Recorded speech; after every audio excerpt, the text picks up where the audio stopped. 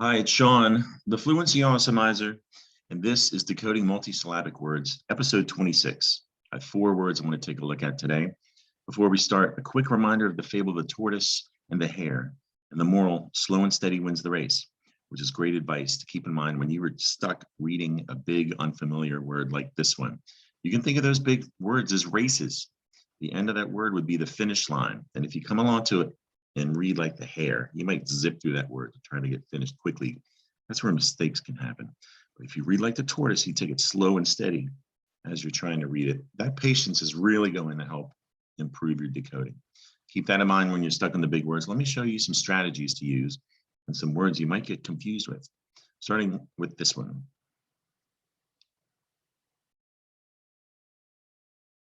All right, what's this one?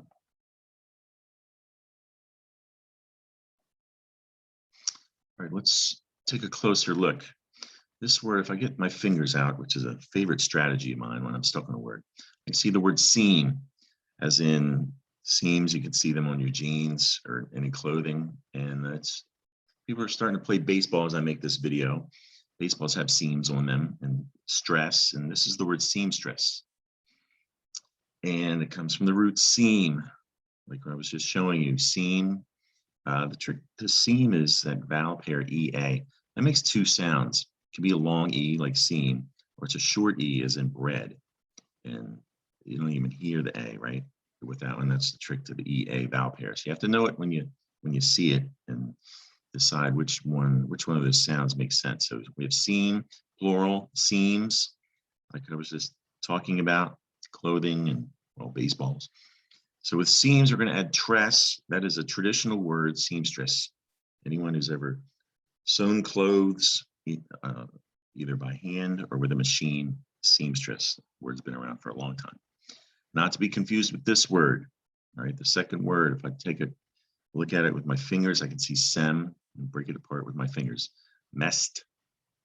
There's stirs, semesters. Right, you might not be familiar with that word. Comes from the root semester. You can think of semester as a measurement of time, especially anyone who goes off to college. College is usually measuring in semesters. You'll attend for a while and then go home for a break, come back for another semester. So we have plural semesters. Semesters. All right. 2 more words to look at and we'll be done. Read this right out loud. What's this word? How about this one?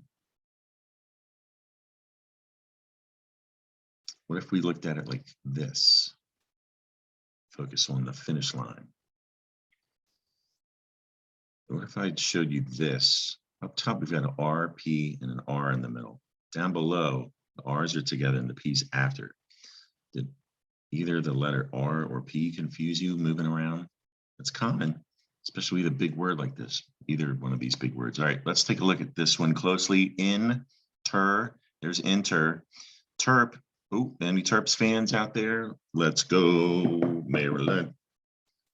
Pretting. This is the word interpreting. And it comes from the root interpret. That is a verb. You put ing on the end to get a different tense. Interpreting. And the second word, it's a pretty big word. I'm going to break it apart with my fingers. In, there's inter again. There's rupting. Interrupting. Oops. Do that again. Interrupting. Sorry, interrupted myself. Comes from the root word interrupt. That is another verb. Add an ing, and we've got the word interrupting. That's it for today's video. Subscribe to my YouTube channel or follow me on Facebook for lots more videos like this one. And if you go to Facebook and my photos and timeline photos, there is a huge stack of reading challenges that'll help you practice decoding and definitely will awesomize your fluency. So check it out. And you can search, if you're not following already, search the Fluency Awesomizer and like and follow and subscribe. Hope you enjoyed the video. Come back and see me soon. Bye.